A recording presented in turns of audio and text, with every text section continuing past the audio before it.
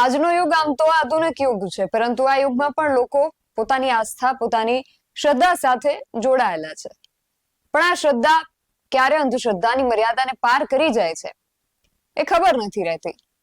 લોકોનું પ્રતિનિધિત્વ કરતા, નેતૃત્વ કરતા નેતાઓ પાસેથી એવું અપેક્ષિત હોય છે કે એમનામાં સમજણ શક્તિ વધુ હોય તો જ કોઈ જૂથ કે કોઈ સમુદાય કે કોઈ ક્ષેત્રનું નેતૃત્વ કરી શકે. પણ રાજકારણીઓ પોતે અંધશ્રદ્ધાની મર્યાદાને પાર કરી એમનું અનુકરણ કરતા બધાને શ્રદ્ધાની પેલે પાર લઈ જાય તો શું કરવું? શ્રદ્ધા અને અંધશ્રદ્ધા વચ્ચેની પાતળી ભેદરેખા અંગે પ્રશ્ન જગાવતો એક કિસ્સો જામ ખંભાળિયાથી સામે આવ્યો છે, જેમાં આમ આદમી પાર્ટીના નેતા ધૂણ્યા અને તેમને પ્રગટ થયા ઇન્દિરા ગાંધી. શું છે સમગ્ર વિગત જાણીએ અહેવાલમાં.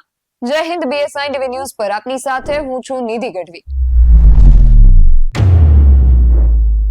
આમ આદમી પાર્ટી દ્વારા થોડા દિવસ અગાઉ જામ ખંભાળિયામાં એક જળ હવન કરવામાં આવ્યો હતો અને આ જળ હવનમાં કંઈક એવું થયું જે શ્રદ્ધાના વિષયને જળ મૂળમાંથી હચમચાવી દે.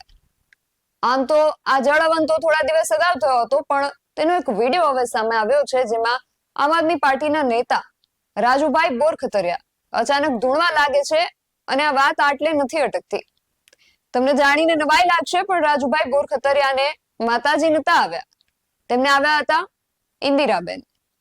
હા, જાણીને તમને ચોક્કસથી નવાઈ જ લાગશે કે આજે જ્યારે દુનિયા મંગળ પર પહોંચવાની વાતો કરે છે, ત્યારે આપણે હજુ સુધી શ્રદ્ધા અને અંધશ્રદ્ધા વચ્ચેનો ભેદ પણ નથી જાણી શક્યા. અને આ બધું વળી આપણું નેતૃત્વ સંભાળશે એવી વાતો કરનાર રાજકારણીઓ કરી રહ્યા છે.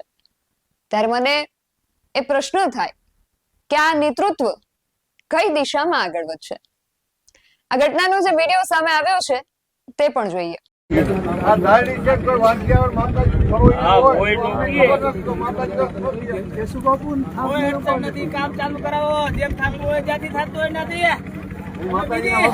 બીજી ઓલામાં પડો માં કામ ચાલુ છે કઈ ઇન્દિરા બેન છો મેં તો ઇન્દિરા અમારા મતમાં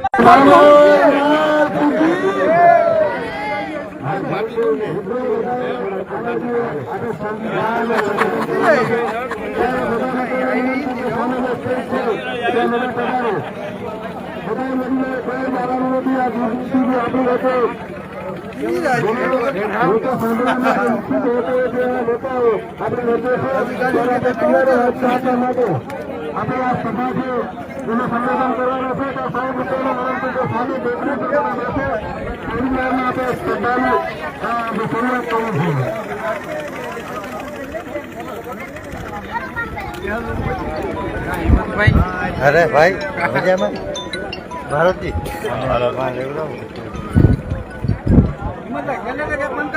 हाँ કહેવાય છે કે જેનો આગેવાન આંધળો એનું કટક કુવામાં. હવે આવા નેતાઓની આગેવાનીમાં આ દેશનું યુવા કટક ક્યાં કુવામાં જઈને પડે છે કે પછી આ આગેવાન શ્રદ્ધા અને અંધશ્રદ્ધા વચ્ચેના ભેદને સમજી પોતાના કટકને રણ મેદાન સુધી પહોંચાડે છે, એ તો જોવું રહ્યું. આ વિશે તમારું શું માનવું છે અમને કમેન્ટ કરીને ચોક્કસથી જણાવજો. આવા જ વધુ અહેવાલો સાથે મળતા રહીશું. તમે મારી YouTube ચેનલને સબસ્ક્રાઇબ કરવાનું અને અમને Facebook અને Instagram પર ફોલો કરવાનું ભૂલશો નહીં. બાકી નવી અપડેટ્સ માટે આપ જોતા રહો BSI TV ન્યૂઝ. નમસ્કાર.